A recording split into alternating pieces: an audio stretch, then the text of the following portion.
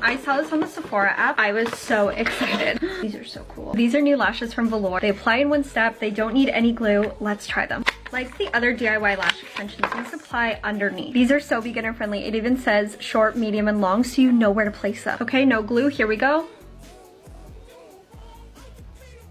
Wait, they are on there and there's no glue. If I can do one, I can do two. It's like a game changer. And now I'm gonna go order more Velour Extension Self-Stick Lash Clusters on my Sephora app. You should too.